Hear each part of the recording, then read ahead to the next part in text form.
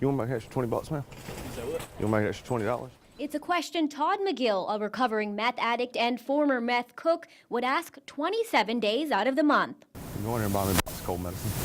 Cold medicine? What kind? Something with Sudafed in it.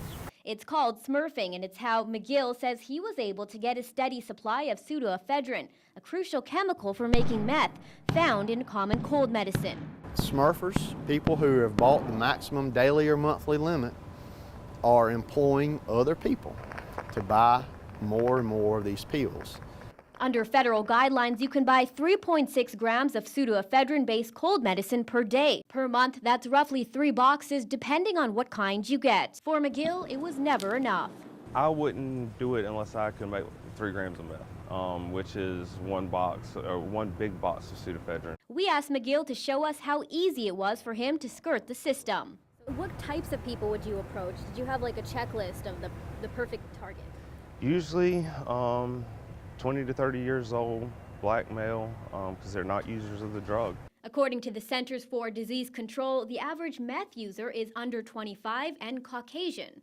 Here's the reaction we got from the first person McGill asked to help with his purchase. I got the money, man. If you go in there and buy it, I'll give you $20 extra when you come out and bring it to me.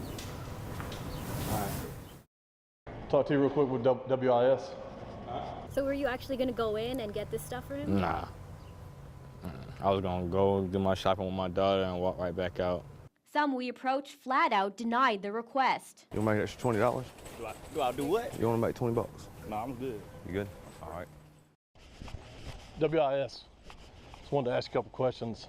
Well, he was going to ask you to buy Sudafed, the common cold medicine. Are you aware of what people are using that for? I had no idea what do they use that for. Well, if you get enough boxes, you can actually use it to make meth. I never even heard of that. Like, I wouldn't even think he would use meth, but I guess you can't really tell just by looking at somebody. In most cases, you know, they're on the meth when they come in to try to buy it. You know, you can exhibit the anxiety, the nervousness. They want to get in front of everybody in the line, and they're very talkative. They try to distract you by talking a lot.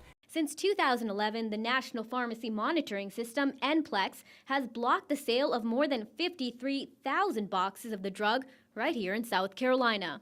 The NPLEX system is a wonderful tool for us to use, but it is not stopping meth labs. Narcotics agents tell us less than 10% of the meth labs they find are the result of the NPLEX system alerting them to suspicious activity. We decided to put the NPLEX system to the test. I bought my first box of allergy medication at around noon. An hour and a half later, I went down the street to try and buy a second box. That purchase was denied. They told me my ID had been flagged because I'd purchased too many boxes in one day. But we wondered how easy it would be to get a perfect stranger to buy this drug for us. Our producer went undercover to put McGill's tactics to the test. Man, ask you a quick question. No, I'm good. What's up? What you need? That's cool, man. Go ahead. The first man we encounter is hesitant at first. I was going to ask if you could buy me some allergy medication. That's cool. Don't worry about it. What type of allergy medicine? Just something with pseudoephedrine in it. You know, they track your. Yeah, you got to give me. If you don't have one, but you would do it if you did have one.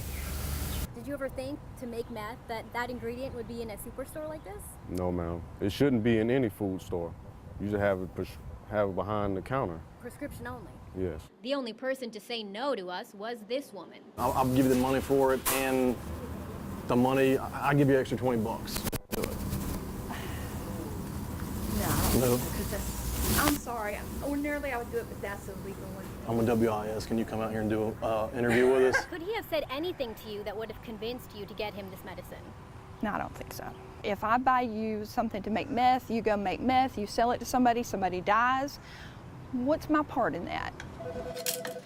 Lawmaker and pharmacist Kit Spire says it's an easy system to manipulate.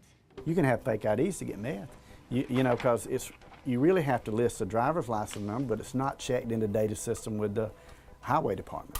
So, you know, you can make up basically numbers to fill in, have different addresses, different names, but have those picture IDs, and you know, with computers and they can generate IDs you know, that would pass. That's why Spires is leading the charge in the State House to make South Carolina the third state in the nation to make pseudoephedrine-based cold medicine available by prescription only. We need to get Sudafed a prescription where we can regulate it, you know, so it's easily accessible. You know, I don't think the physicians would mind. Pharmacy company lobbyists fighting the legislation say restricting access to the drug would be futile. The most abused drug in the world is prescription painkillers in the United States of America, period. If you think because something becomes a prescription and you have to go to a doctor that it cannot be abused, then someone needs to look up Rush Limbaugh and see if that's the fact, because it's not. McGill is now advocating for that legislation. He says if something like this had been in place, it might have stopped him a long time ago. I've discussed with my wife and, you know, tried to figure out how we get around something like that. And it would be very difficult to get around something like that if they did. Because going to the doctor and trying to get the doctor to write you a prescription, it would just be such a hassle that most addicts would not want to go through that. PJ Randhawa for the Raycom News Network.